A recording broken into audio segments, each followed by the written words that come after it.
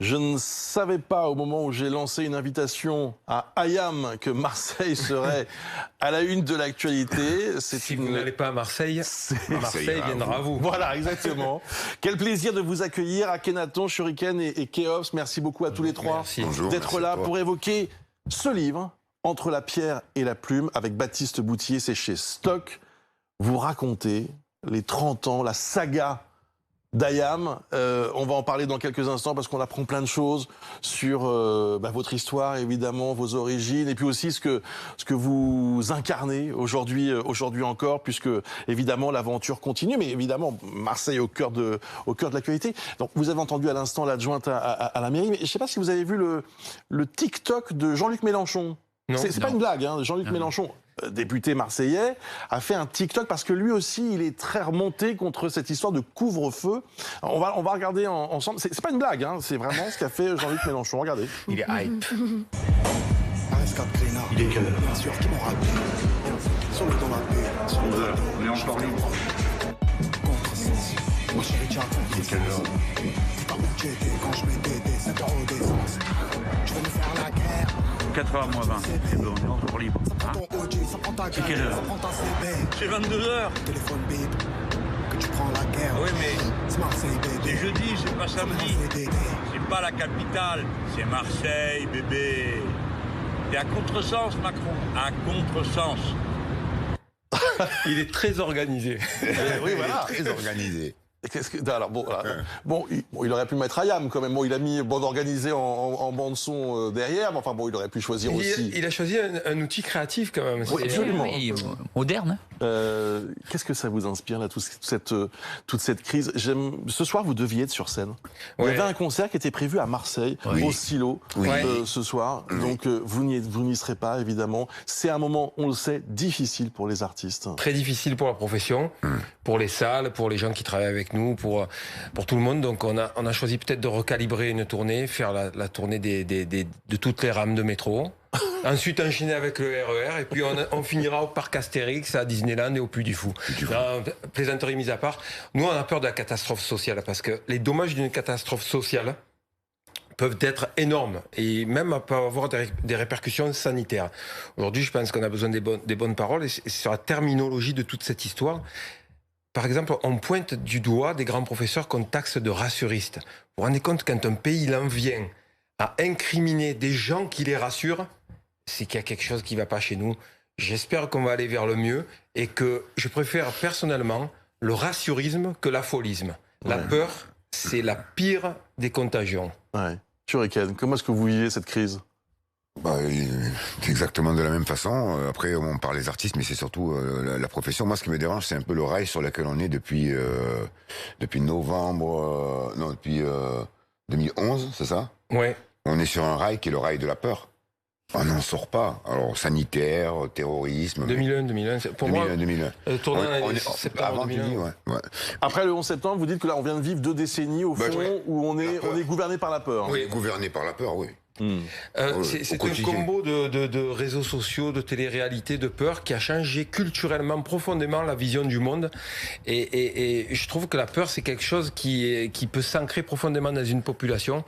Aujourd'hui, malheureusement, nous n'avons pas de choix. On parle de l'hôpital public et des moyens, et c'est ça sur lequel. Mais s'il n'y avait pas eu le Covid, il y aurait eu un autre problème à un moment donné sur des maladies plus classiques comme la grippe, une grippe très forte, aurait mis en évidence le manque de moyens de l'hôpital public. Donc, on n'a pas les solutions. Hein. On est des artistes, mais par contre, dans notre métier, on peut avoir de l'empathie. Moi, quand je vois un restaurateur qui a les larmes aux yeux, ou des gens qui sont qui tiennent des petits festivals, des salles de spectacle et qui ont fait des crédits, qui élèvent des enfants et qui ont plus les moyens de tenir le quotidien, mais pas qu'à Marseille, dans la France entière. C'est émouvant. Est-ce qu'il y a des moments où vous vous dites, mais est-ce que ça va vraiment s'arrêter? Est-ce qu'on va vraiment pouvoir remonter sur scène? Oui, on se pose la question. On n'a aucun... on regarde comme tout le monde la télé tous les jours. Et des fois, je me demande... Nous, on est un groupe un petit peu connu. Il y a des gens qui sont moins connus, mais on ne parle pas de nous, on n'existe pas. On n'existe pas. Donc la culture, c'est la serpillière des métiers en France, et la culture privée, c'est la serpillière de la culture. Voilà. Et des fois, non, sérieusement, Akhenaton. Mais chaque fois qu'on prend la parole, on nous dit mais vous êtes milliardaire. Il faut comment faire réaliser à des gens que des groupes comme nous, connus, cache des dizaines et des centaines et des dizaines de milliers, j'allais dire, de groupes inconnus qui ne vivent que du spectacle vivant. Comment dire à ces gens comment on peut comprendre que le début d'un monde pour certains, c'est la fin d'un monde pour d'autres. Je pense que moi, au début de la crise, on avait appelé à respecter les consignes, on avait espoir que ça nous mènerait vers quelque chose de bon. Et j'ai l'impression de regarder le pays et il ressemble à une porcelaine éclatée. Et chacun lutte. Vous avez entendu les maires des petites communes rurales. Nous, on a 14. Marseille, ils en ont 100. C'est ça qui me fait peur à l'avenir. C'est-à-dire qu'on désigne quelqu'un qui nous est voisin comme étant responsable ou différent de ce qu'on fait. Je pense qu'on a besoin de ressouder le pays. Ça fait un moment qu'on sait faire ça aussi, hein. Accuser l'autre. Et c'est pas en appliquant des mesures qui en visent certains et d'autres qui en visent pas d'autres. Quand je vois le métro plein tous les jours, excusez-moi, mais franchement, honnêtement, en étant sérieux, le virus il s'arrête à la porte du métro le matin. Donc il y a des métiers nobles où on peut prendre le métro pour aller souffrir. Mais alors, il y a des métiers cons qui sont au service de la vie. Vous savez, j'ai perdu ma maman il y a quelques semaines. Elle est partie d'une légionellose. Quand j'entends des discours hygiénistes et que je vois qu'on peut aujourd'hui mourir d'une douche en France, ça me fait doucement rigoler. Demain, c'est loin. Demain, vous entendre, c'est très loin. Pour reprendre une expression célèbre. Mais là, ça s'éloigne. Pour le groupe AM. Vous en parlez d'ailleurs de cette expression qui est devenue un slogan. Voilà, pour dans votre histoire, demain c'est loin. Vous dites voilà, dans les 30 années qui ont émaillé notre carrière, c'est probablement la sentence la plus célèbre. Qui l'avait trouvé ça? Demain c'est loin. C'est Jo. C'est Jo. Ouais. Rando à Jo, ce qui revient. Est-ce que oui. ça marche encore? Ça marche.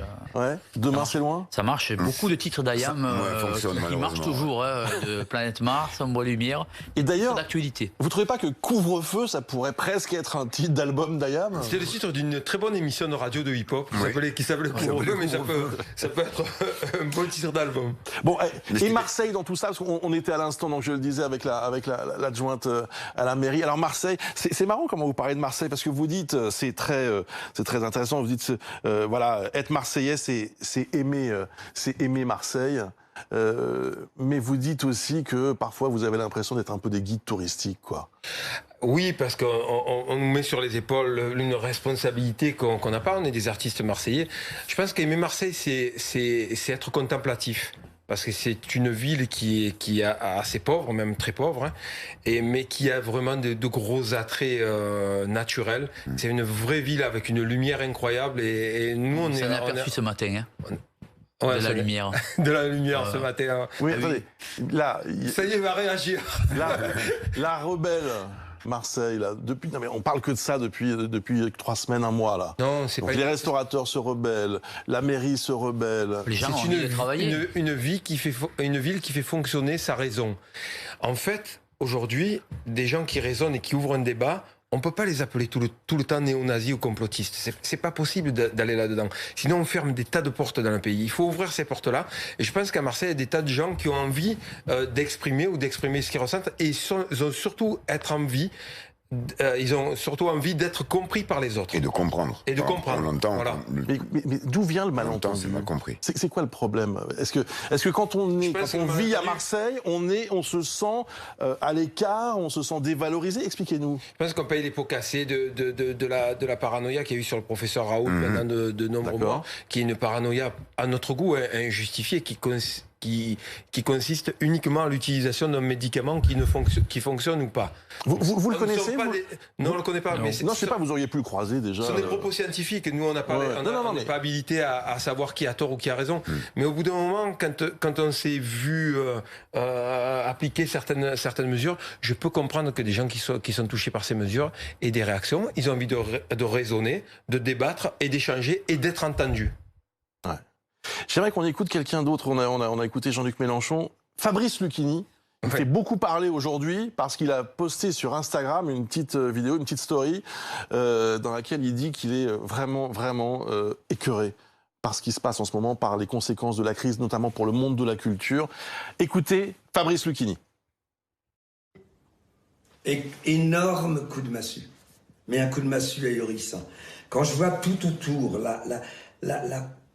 perfection avec laquelle tous ces restaurateurs se soumettent, lavent le stylo pour prendre nos téléphones, je vois, personnellement, ils sont remarquables.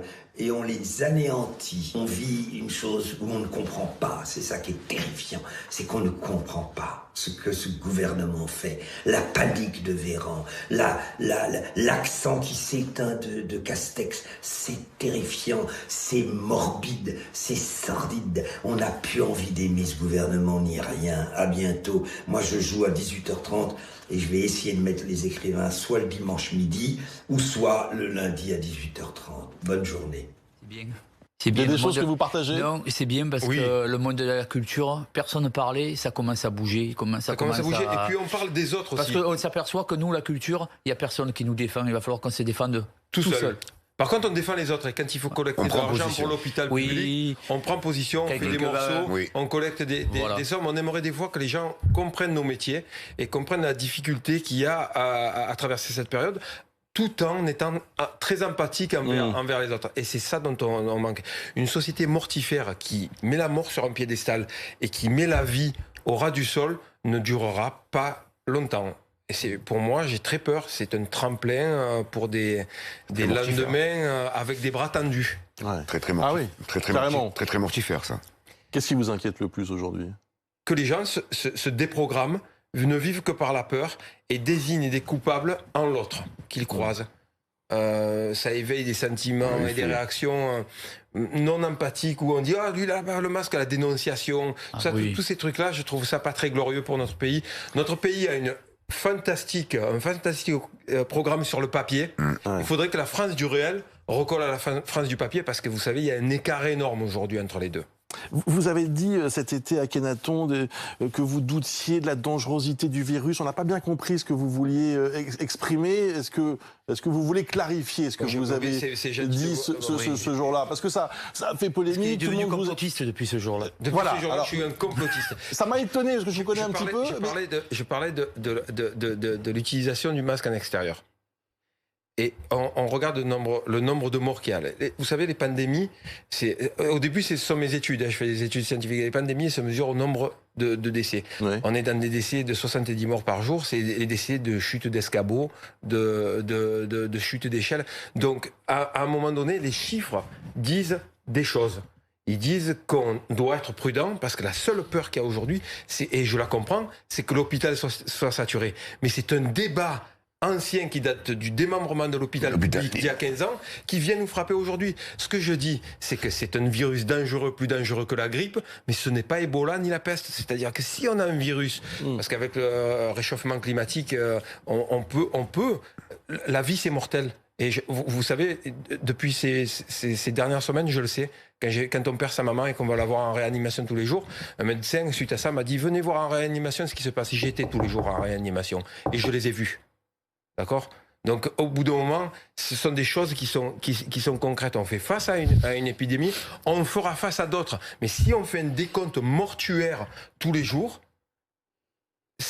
on va aller tout droit dans le mur. Et des virus plus dangereux sur cette planète, ça existe. Notre génération, et la génération qu'on a oublié, parce qu'on a grandi sans guerre, sans grandes maladies. On a oublié qu'il peut y avoir des maladies dangereuses. Et l'année où je suis né, en 1968, il y a eu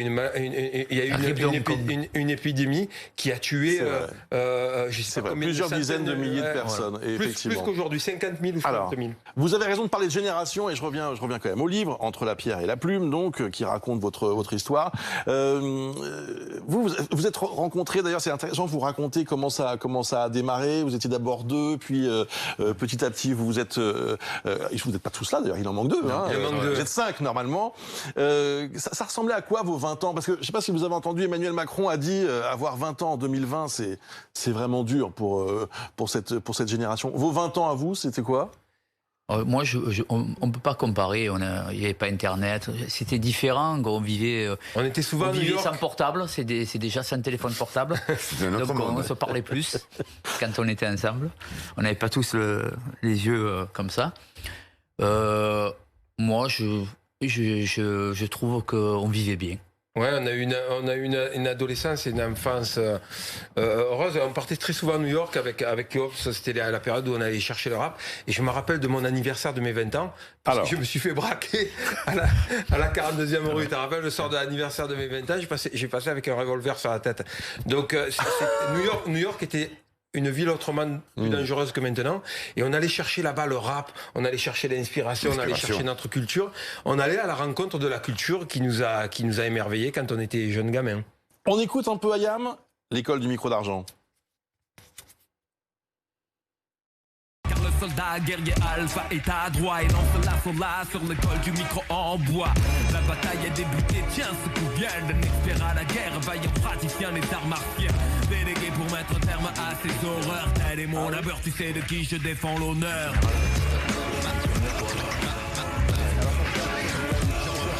Particulièrement. Parce que c'est un classique de second ordre qui est moins connu que ceux qu'on nous met. Ça, c'est pour les puristes. Voilà, c'est pour les puristes. Il est revendicatif aussi un petit peu. Bon, alors attendez, donc vous avez dit votre âge d'ailleurs. Hein, donc comment vous vivez ça d'ailleurs, le fait d'être des personnes à risque. on y arrive.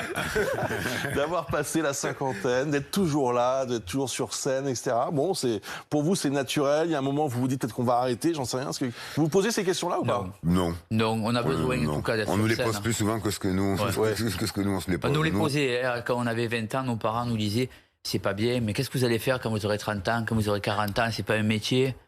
On est à 50 et on aura des limites physiques pour l'instant. On reste 2 heures sur scène, on saute de tous les côtés, on a encore la forme, on fait beaucoup de sport.